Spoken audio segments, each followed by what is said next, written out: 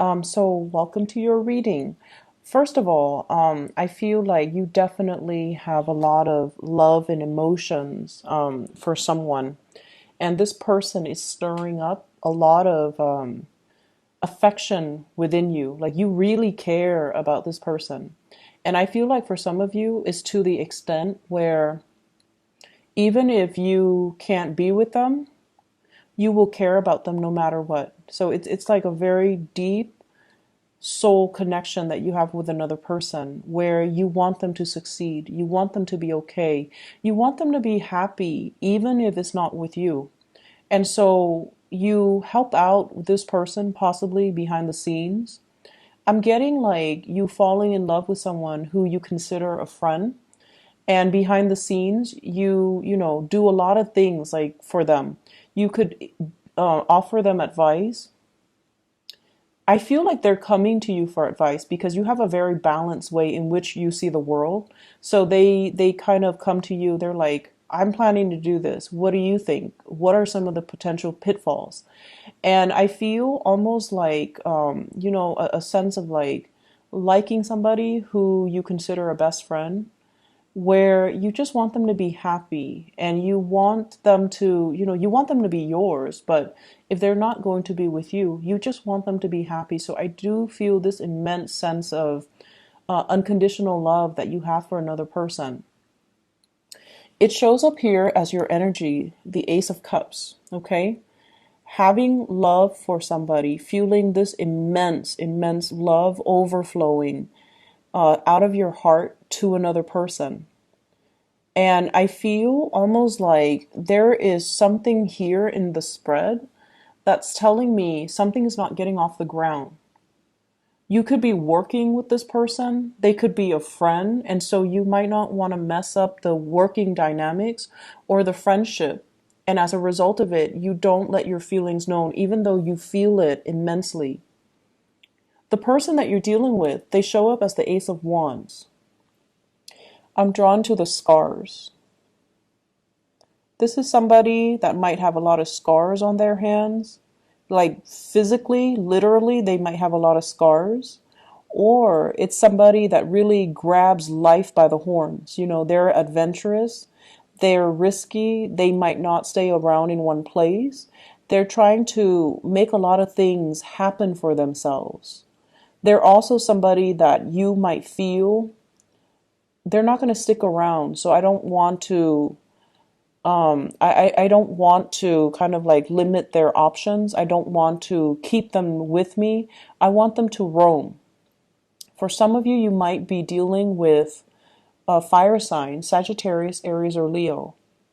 And there is a sense of destructiveness with this person. Either they are, prone to being very impatient and make bad decisions and impulsive and go after the first thing that they see, or there is a carelessness about them in the way that they live their lives. They might be here, like here today, gone tomorrow. And I'm once again drawn to the scars. So it might be someone who's accident prone or somebody that likes to create, tension and conflict in a situation.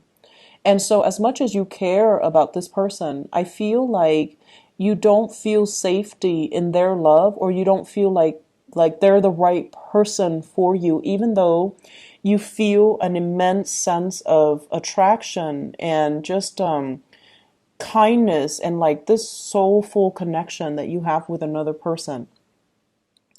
And I feel like for many of you, especially, I see a very strong singles vibe.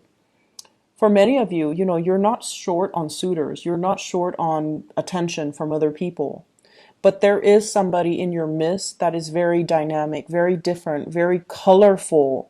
They bring a lot of excitement into your life.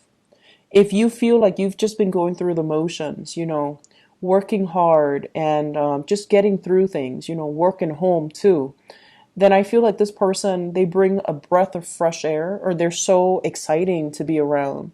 But for whatever reason, you don't trust. It's like things are just not getting off the ground for whatever reason. Taking two steps forward, one step back. It's like things are very, very slow, even though there's a lot of attraction and there's a lot of love.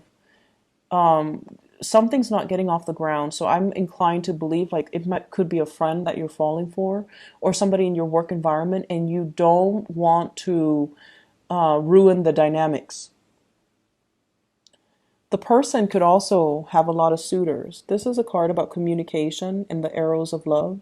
She's kind of either pushing for the communication or she is blocking off the communication. It's somebody who is inundated by too many text messages, too many emails, too many messages, like through Messenger. So it's somebody that has a lot of attention that a lot of people like, and they might have a lot of things going on in their lives, and they're trying to sort things out. They're trying to manage, and they're trying to, they might have a lot of options as well.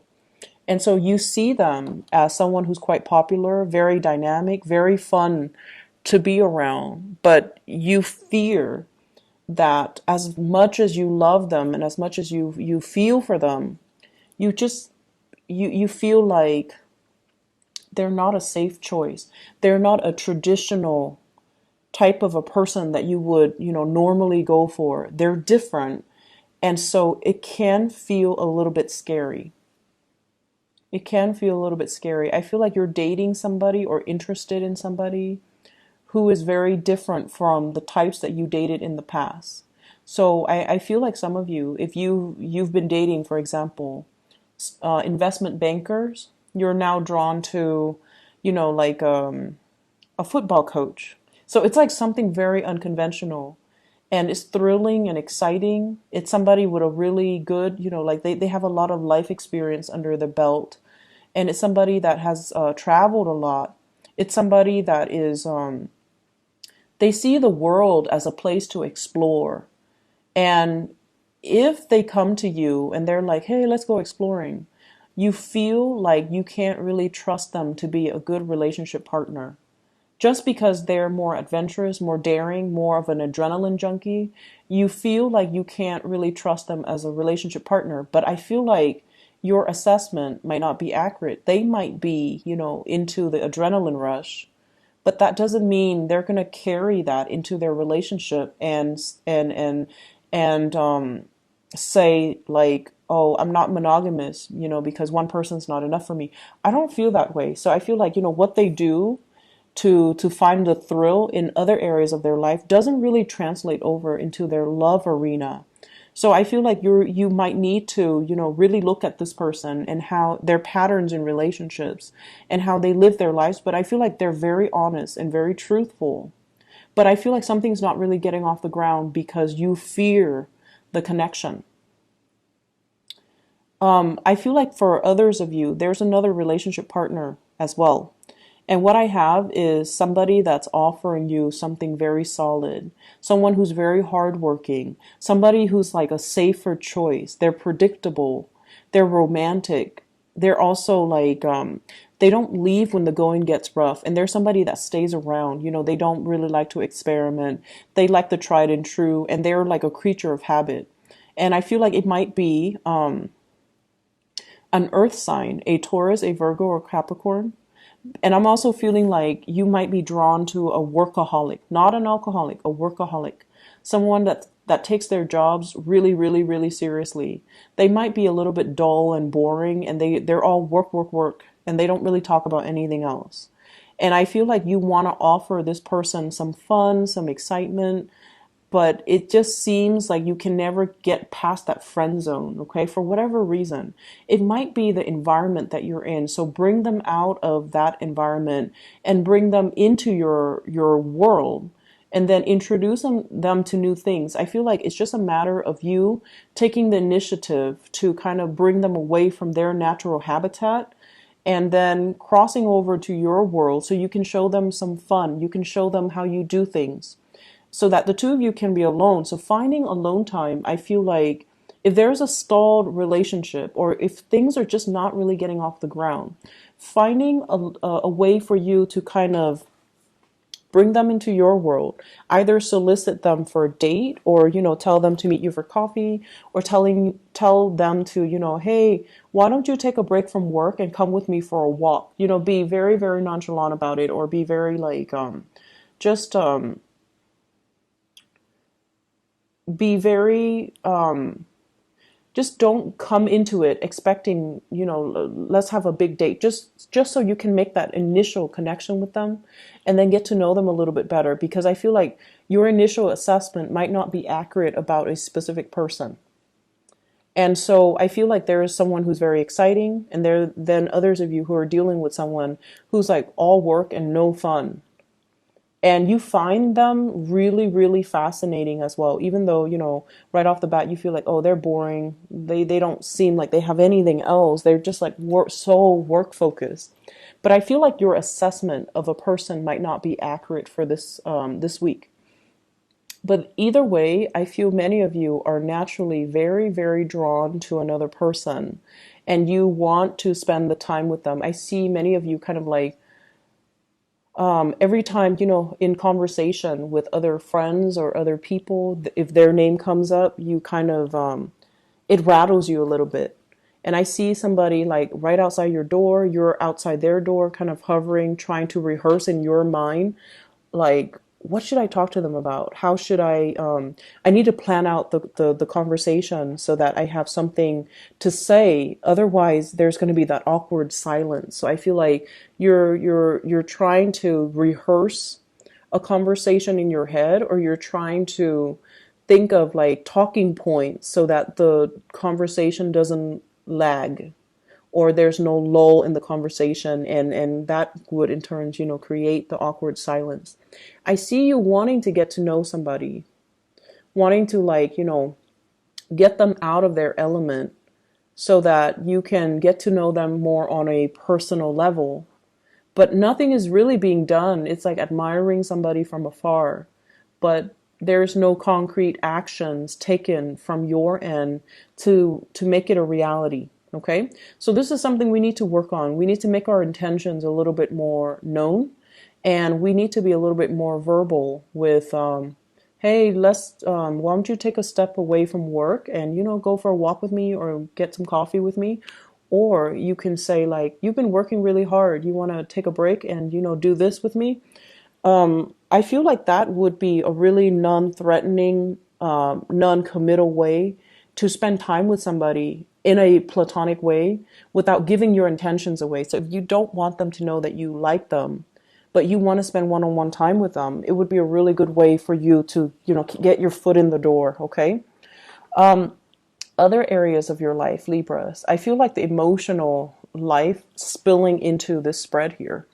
And what I'm seeing here is we have the Justice card, which is your card.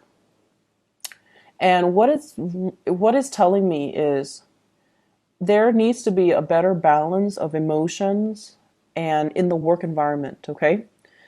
Balancing out emotions in the work environment. And especially for those of you who are in positions of power. We have the Emperor here. This is someone who is very prominent, very revered and respected in the work environment. So if you are in a work environment where you're managing people, you're managing personnel, you need to learn to be very, very impartial and very fair. So that means treat one person the same way that you would treat another person. And, it seems very, very intuitive, right? But I feel almost like, and this is a natural inclination for all of us, we have people that we gravitate towards. We have people that we like more than others. We have people that we're a lot more compatible with than other people. And in a management position, we need to separate those personal relationships or those personal feelings in the way that we treat our personnel, in the way that we treat our coworkers, in the way that we treat other people. So erring on the side of fairness and integrity, I feel like that's going to be very crucial for you. It sets you apart as management material.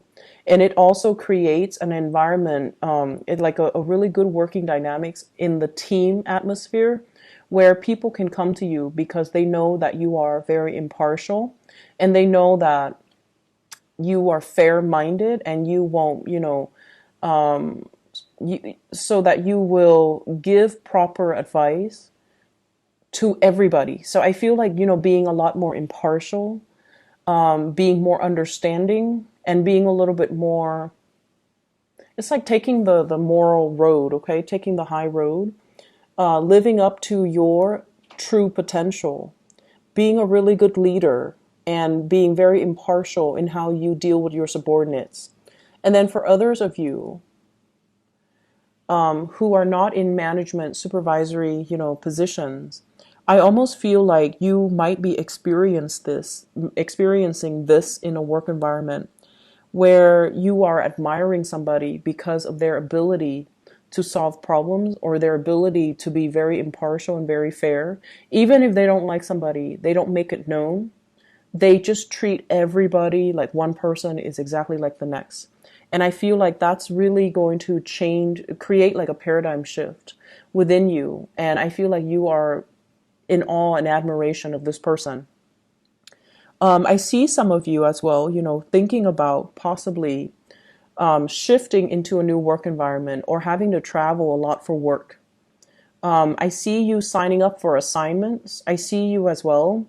I feel like we have here the Two of Wands and the Chariot. Both of these are travel cards, long distance travel, traveling in order to land a work assignment, traveling and then coming back and then disseminating information or sharing information.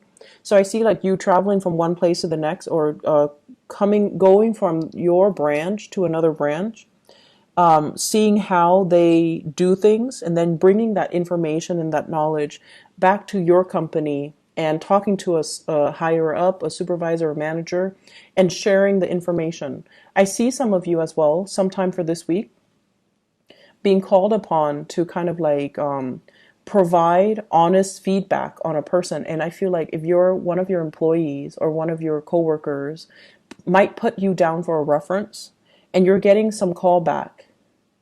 And I feel like if you have somebody that you feel is underperforming, they ask you, can you be my reference? And you don't know what to say.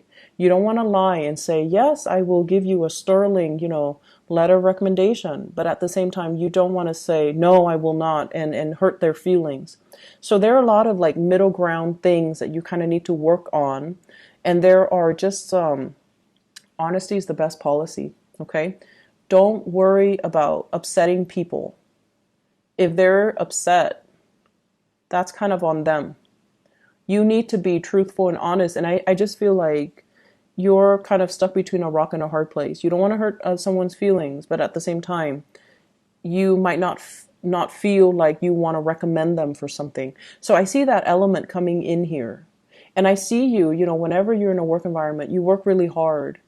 You go above and beyond to make sure that you know the ins and out of how to do your job. And I feel like you're very thorough when you do your job. And so when people are not as adept as you when it comes to fulfilling their job responsibilities to the best of their capabilities, I feel like you don't really have the patience to deal with them. So be careful about that too. And I mentioned this for Virgo, but I feel like the energy is also coming in here. Honesty is the best policy. Err on the side of, neutrality, but at the same time, you are someone that people look up to. So make sure you set a good example, okay? I'm going to leave it at that. I hope the reading is helpful for you guys, Libra. Happy birthday to you. And I'll talk to you guys soon.